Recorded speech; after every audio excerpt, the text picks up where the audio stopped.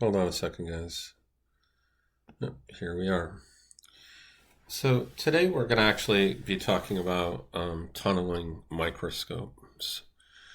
And the WKB approximation is very important here. What it really gives us, the WKB, is it allows us to form a Schrodinger equation, which is more simple. And that Schrodinger equation is given by the exponent e plus or minus kx, where kx is really written in terms of energy. It's written in terms of negative I square root of 2m, the potential energy minus E over h bar squared. Now, just going to read this a little bit here. The WKB approximation is named after scientists Wenzel, Kramers, and Brilliant, and it's a method to approximate the Schrodinger equation.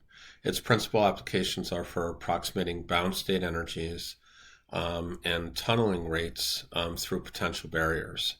The WKB works best when the amplitude or phase of the wave is slowly changing relative to the de Broglie wavelength. So we're going to actually be looking at the second part here, which is the tunneling. And now normally what we're getting, I'm just looking for my mouse here, here it is. Normally what we're getting is we have a classical region here basically. And what's happening is the particle's existing in there somewhere. And but when the particle hits the barrier, like if it hits here, it's going to basically rebound or bounce back. Those are called turning points for the particle. But you know, when the when we get a condition here, and that condition is when let me just go up here, when E is less than the potential energy, and we do get this wave occasion here, then we have a probability that the particle can exist outside that region. And this is kind of what it talks about here, that normally the particle is contained in a region and is bounded by turning points. But what's occurring here is that there are regions where these particles, these particles would exist where they're not really allowed.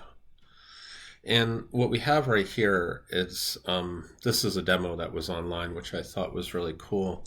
And what it did is it showed these two barriers here with the wave function and just being stuck within that region and having to keep bouncing back and then proceeding forward. But they spoke about the fact that they spoke about these conditions here, up here, that when we have the energy is less than the potential energy, and we get wave functions of this characteristic, and if that wall's thin enough quantumly, then we'll get an approach with the wave where we're really looking for it inside the region, it's actually tunneled through the region and it actually exists on the other side of the barrier. And that happens. So, and the big application that we're going to be talking about today where we see it happening is tunneling microscopes. So let me just read this here anyways so that I make sure I'm completely clear here. The picture represents two barriers in which the red wave function is confined. However, if the wall is thin enough on the quantum scale, there exists a probability that the wave function can get outside one of these walls. So what we're looking at here is, it's a little bit of a crude thing, but it's a tunneling microscope here. And the way this thing works is you're looking at really an atomic structure here, but this is really a sheet of conductive material like a piece of metal. And what happens is that this tunneling microscope, which is a very thin tip, is brought close to the metal but does not touch. And when that happens, this thing's powered kind of electrically here. So it can sense changes inside of itself. And when it's brought near, what ends up happening is the electrons actually that are inside this metal, or with these atoms particularly, they're going to tunnel out into the tip of the scope.